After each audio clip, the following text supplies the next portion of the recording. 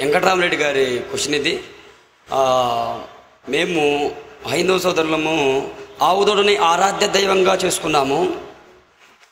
మరి మీరు ముస్లింలు దాన్ని జుబాహా చేసుకుంటున్నారు, అంటే కోసుకొని తినేస్తున్నారు. ఇది మాకు బాధాకరమైన విషయంగా ఉంది అని వెంకటరామరెడ్డి గారు అడుగుతున్నారు, కొత్తరెడ్డిపాలెం. వెంకటరామరెడ్డి గారు ప్రశ్న అడిగారని ఒక ముస్లిం సోదరుడు ఆయన ప్రశ్న ఆయన బదులుగా అడిగారు. మరి మేము అంటే హిందువులము ఆవుని ఆరాధ్య దైవంగా చేసుకున్నాము, మీరేమో కోసి తింటున్నారు, మాకు చాలా బాధగా ఉంది. మాకు కూడా బాధగా ఉంది, మీరు దైవాన్ని కాదని ఆవును ఆరాధ్య దైవంగా చేసుకున్నారని.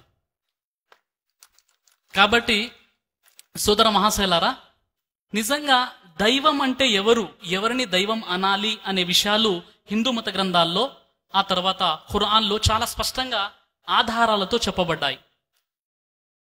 దైవం అనబడేవాడికి ముఖ్యంగా 4 గుణలక్షణాలు ఉంటాయండి. మొట్టమొదటిగా దైవం అనబడేవాడు పుట్టించేవాడే గాని పుట్టేవాడు కాదు. ఖురాన్లో సూర అల్ ఇఖ్లాస్ నంబర్ 112 ఆయత 3లో లం యలిద్ వలం యూలద్, అల్లా పుట్టించేవాడే గాని పుట్టేవాడు కాదు. అలాగే హిందూ మత గ్రంథాల్లో భగవద్గీత 10వ అధ్యాయం 3వ శ్లోకాన్ని మనం పరిశీలిస్తే, యో మామజమనాదించ వ్యక్తి లోక మహేశ్వరం అసమూఢ సమర్థేషు సర్వ పాపై ప్రముచ్యతే. ఎవడు నన్ను పుట్టుక లేనివానిగా అనాది రూపునిగా సమస్త లోకములకు నియామకునిగా తెలుసుకుంటున్నాడో అట్టివాడు సర్వ పాపముల నుండి లెస్సగా విడబడుచున్నాడు. ఇక్కడ హిందూ మత గ్రంథాల్లో కూడా దైవానికి పుట్టుక లేదు. అలాగే 2, దైవానికి మరణము లేదు.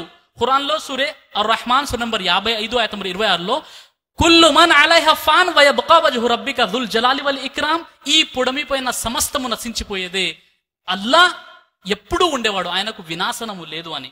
ఇదే విషయం హిందూ మత గ్రంథాల్లో భగవద్గీత 8వ అధ్యాయం 20వ శ్లోకంలో పరస్తస్మాత్ భావో అన్యో అవ్యక్తో వ్యక్తత్ సనాతనః యస్స సర్వేషు భూతేషు నశ్యత్సున వినశ్యతి అవినాశ్, ఆయనకు వినాశనము లేదు.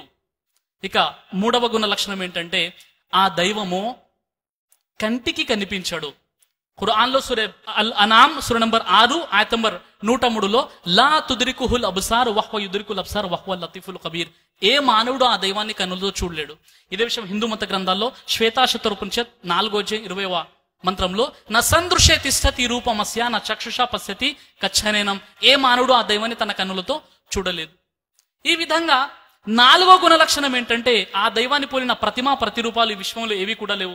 యజుర్వేదం 32వ అధ్యాయం 3వ మంత్రం, శ్వేతాశతర ఉపనిషత్ 4వ అధ్యాయం 19వ మంత్రంలో న తస్య ప్రతిమాస్తి యస్య నామా మహద్యసః, ఆ దైవాన్ని పోలిన ప్రతిమా ప్రతిరూపాలు ఈ విశ్వంలో ఏవి కూడా లేవని.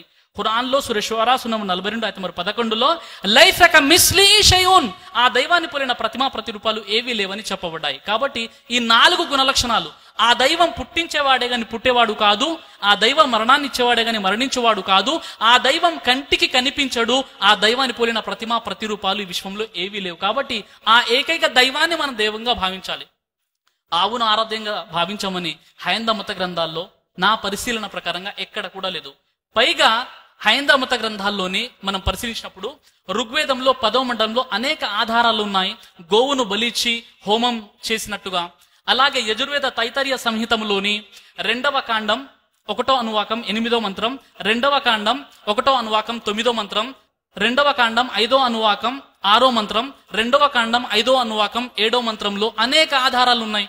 అలాగే మహాభారతం అనుశాసనిక పర్వంలో 88వ అధ్యాయంలో ఆవును బలిచ్చిన ఆధారాలు ఉన్నాయి. మనుస్మృతిలో 5వ అధ్యాయం 30వ మంత్రం, మనుస్మృతి 5లో 31, 5లో 33, 5లో 36, 5లో 7, 5లో 23, ఇన్ని ఆధారాలు ఉన్నాయి.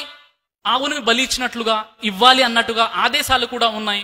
ఇస్కాన్ వారు ట్రాన్స్లేషన్ చేసినటువంటి భగవద్గీత పేజ్ నంబర్ 117లో ధర్మగ్రంథ సేకరణలో ఏ బ్రాహ్మణ పండితుడైతే ఆవును బలిగా ఇస్తాడో అతడు మోక్షాన్ని పొందుతాడనుంది.